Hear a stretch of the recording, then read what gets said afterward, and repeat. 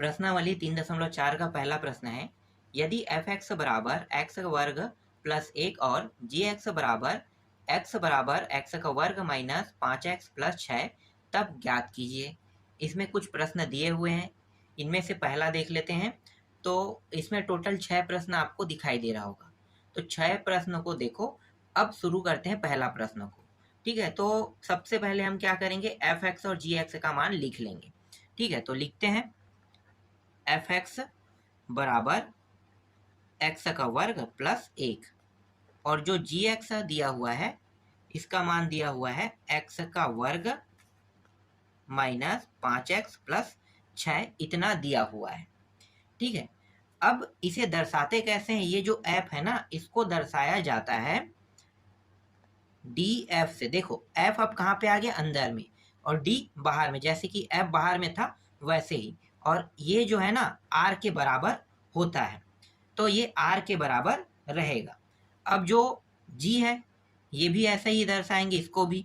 तो ये देखो डी जी और ये भी किसके बराबर होगा, आर के बराबर होगा। मतलब एफ और जी के जो मान है वो आर के साथ क्या करता है, बिलोंग करता है। ठीक है, जब प्रश्न का उत्तर कंप्लीट हो जाएगा उस समय हमें ये लिखना है। अब पहला प्रश्न देखो, पहला प्रश्न में एफ प्लस जी करने के लिए कहा है। इसका मतलब क्या है, इसका मतलब ये है कि एफ जी, और अगर इसके साथ मैं एक्स का गुणा कर दूंगा तो ये दोनों क्या हो जाएगा, प्लस हो जाएगा। देखो इन दोनों से उभयनिष्ठ निकल जाएगा एक्स एक्स, और दोनों को प्लस करेंगे तो एफ और जी अंदर हो जाएगा। तो इस तरह से ये अंदर हो गया। ठीक है, और ये एफ एक्स को इस तरह से जी एक्स को हम लिखते हैं। ठीक है, ये दोनों एक ही फॉर्म है। तो दोनों के मान को जोड़ देते हैं, एक्स का वर्ग प्लस 1 और ये है एक्स का वर्ग माइनस 5x प्लस 6।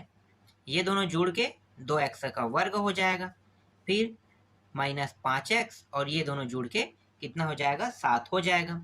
इसका संबंध किसके साथ है, इसका संबंध है फॉर ऑल। ठीक है, सभी के साथ। फॉर ऑल का मतलब क्या होता है, सभी के साथ। सभी मतलब x के जितने मान हैं उन सब का संबंध r के साथ है।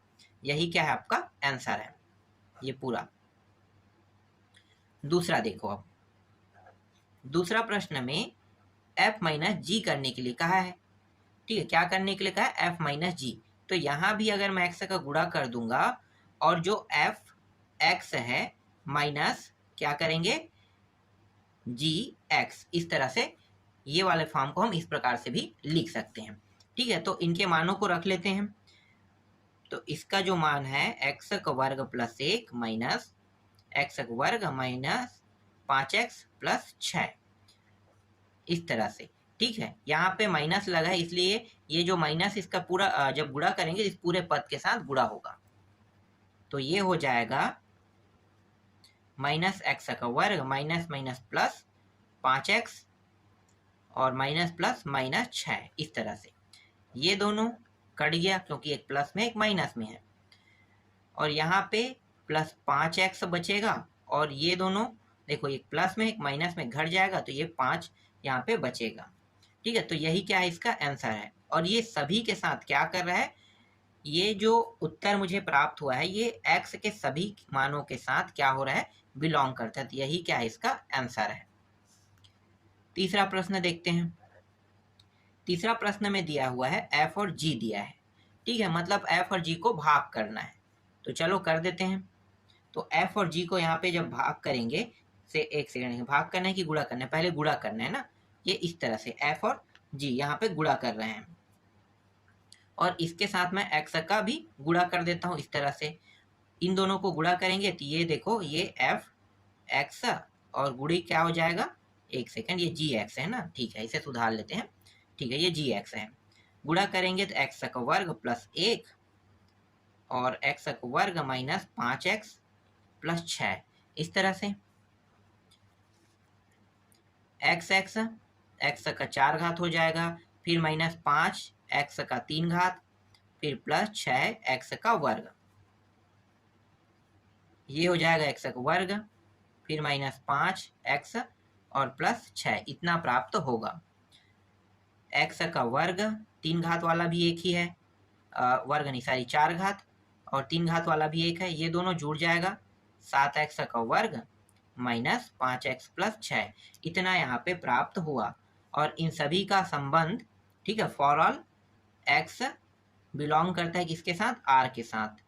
ये इसका आंसर है। ठीक है, इसको लिखने के बाद अंत में आपको ये लिखना ही होगा, क्योंकि x जो है r के सभी मानों के साथ क्या बना रहा है, संबंध बना रहा है, मतलब बिलोंग करता है। समझ में आ गया, इसका अर्थ यही होता है। देखो चौथा प्रश्न को, चौथा प्रश्न में f अपान जी करने के लिए कहा है, तो f अपान जी करेंगे तो कैसे हल होगा, तो इसके साथ x का गुणा कर दो। ठीक है, जैसे करते थे वैसे ही। और यहाँ पे जो मान है वो fx और यहाँ पे gx, इस तरह से हो जाएगा। ठीक है, तो अभी हम डायरेक्ट नहीं करेंगे, अगर डायरेक्ट करते हैं, चलो देख लेते हैं। यहाँ पे क्या है, x का वर्ग प्लस 1 और यहाँ पे है x का वर्ग माइनस 5x प्लस 6, इस तरह से हम इसे लिख सकते हैं। लेकिन यहाँ पे ये दोनों मान आपस में भाग नहीं हो रहा है, तो पहले तो हमें पता करना पड़ेगा कि ये भाग होगा कि नहीं। तो आप लोगों को पता होगा कि एक चीज मैंने बताया था कि नीचे का जो मान है वो परिभाषित नहीं करता है। आपको पता है ना ये चीज, नीचे के मान जब तक कि हमें पता नहीं चलेगा तब तक के परिभाषित नहीं होगा। तो परिभाषित नहीं होगा तो इसलिए इसको क्या करेंगे, पहले x के वैल्यू इसका निकाल लेते हैं। तो कैसे करेंगे, गुणनखंड। तो हम gx बराबर 0 रखेंगे और gx का मान कितना है, x का वर्ग माइनस 5x प्लस 6 बराबर 0। इसे दो हिस्सों में तोड़ लेते हैं, तो x का वर्ग minus 3x minus 2x plus 6 बराबर 0। जोड़ा बना लो, तो ये x बाहर माइनस 3, माइनस को बाहर निकालेंगे माइनस 2 को, तो ये x माइनस 3 यहाँ पे आ जाएगा। इससे और इसे देखो, दोनों बराबर हैं और ये दोनों को एक कोष्ठक में लिखते हैं। इस तरह से ये 0 प्राप्त हो गया। यहाँ से x का मान प्लस में 3 प्राप्त होगा और यहाँ से x का मान 2 प्राप्त होगा। तो मैं डायरेक्ट x का मान 2 और 3 लिख लेता हूँ। दोनों मान किस में प्राप्त हो रहा है, प्लस में। और मैंने क्या बताया था कि मैंने बताया था कि फलन, ये जो मान है ये एफ जी का मान है ना, तो एफ जी x बराबर 3 2 क्या है, पर परिभाषित नहीं है, भाषित नहीं है। ठीक है, क्यों नहीं है, क्योंकि यहाँ पे ये किसमें था, इस फॉर्म में था। तो इस फॉर्म का जो आंसर आया है वो तो इतना आया है, तो ये इस फॉर्म में रहता तो अलग बात था, लेकिन आंसर है इसका, इसलिए हम क्या करेंगे, परिभाषित नहीं है इस तरह से लिखेंगे। ठीक है, अब यहाँ पे आपको लिख लेना है, यहाँ पे मैंने पहले ही लिख दिया है यहाँ पे इस फॉर्म में। ठीक है, तो इससे आगे ये तो नहीं बढ़ेगा, तो मैं क्या करूंगा, मैं यहाँ पे अंत में लिख दूंगा, यहाँ पे फॉर ऑल। आपको ये प्रक्रिया करना है, जैसे यहाँ पे मैंने किया है, पूरा आप लोगों को करना पड़ेगा। अब यहाँ पे लिख लेते हैं, तो फॉर ऑल और यहाँ पे आर। ठीक है, इसके बाद यहाँ पे जो मान आया है ना, किसका मान, जो x का मान आया है 2 और 3, इसको हम इस प्रकार से लिखेंगे। ठीक है, आप लोगों को पता होगा कि जब मैं प्रांत निकालना बता रहा था, परिसर निकालना बता रहा था, तो इस तरीकों का उपयोग करते थे। ठीक है, तो ये क्या है, हमारा फाइनल आंसर है, इस तरह से। ठीक है, तो ये पूरा तरीका आपको लिखना है। अब आगे देखो, पांचवा प्रश्न। पांचवा प्रश्न में यहाँ पे के एफ दिया हुआ है और के जो है बिलोंग करता है किसके साथ, आर के साथ। तो यहाँ पे अगर मैं एफ एक्स से इस तरह से ले लेता हूँ, ठीक है, समझो इसे, एफ एक्स से इस तरह से ले रहा हूँ, तो एफ एक्स का मान कितना है, एक्स का वर्ग प्लस 1, और यहाँ पे के लगा है, मतलब के का यहाँ भी गुणा यहाँ भी गुणा। तो फॉर ऑल यहाँ पे x बिलोंग करता है आर के सभी मानों के साथ, ये इसका आंसर है। छठवा देखो, छठवा क्या दिया है, के जी दिया है यहाँ पे, और के बिलोंग करता है आर के साथ कह रहा है, तो ये भी सेम है। जी एक्स पहले लिखो और जी एक्स का मान क्या है, एक्स का वर्ग माइनस 5x प्लस 6। तो के का गुणा अगर मैं यहाँ पे करता हूँ तो इसके साथ भी के का गुणा होगा, तो यहाँ भी वही सेम, सब चीज सेम आ रहा है, तो ये रहा आपका आंसर। ठीक है, तो 1 के 6 प्रश्न मैंने बता दिया आपको, कोई कठिनाइयां तो नहीं होगी। आशा करता हूँ कि आपको समझ में आया होगा। चलो आगे देखते हैं दूसरा प्रश्न। देखो दूसरा प्रश्न में क्या दिया है, दूसरा प्रश्न में दिया है, यदि f और g दो फलन इस प्रकार है कि एफ एक्स बराबर कोष्टक के अंदर x प्लस 1, जी एक्स बराबर 1/x, तब निम्नलिखित फलनों का निर्धारित कीजिए। तो इसमें भी 6 से 7 प्रश्न दिए हुए हैं। देखो पहला प्रश्न, ठीक है, और यहाँ पे एफ एक्स का जो मान दिया है पहले उसको ले लेते हैं, लिख लेते हैं ना। एफ एक्स का मान यहाँ पे x प्लस 1 दिया है और जी एक्स का जो मान दिया है वो दिया है 1/x दिया है। पहले इसे हम छोटा कर लेते हैं। तो यहाँ पे ये अंडर रूट के अंदर है, इसलिए ये क्या है, इसे हमें पहले हल करना होगा। तो आप सभी को पता होगा कि जब मैं परिसर और प्रांत निकालता था तो मैं क्या लिखता था, एफ एक्स, ठीक है, ये ऊपर में, इसलिए ये क्या होगा, परिभाषित होगा, परिभाषित है, इस तरह से लिखते थे।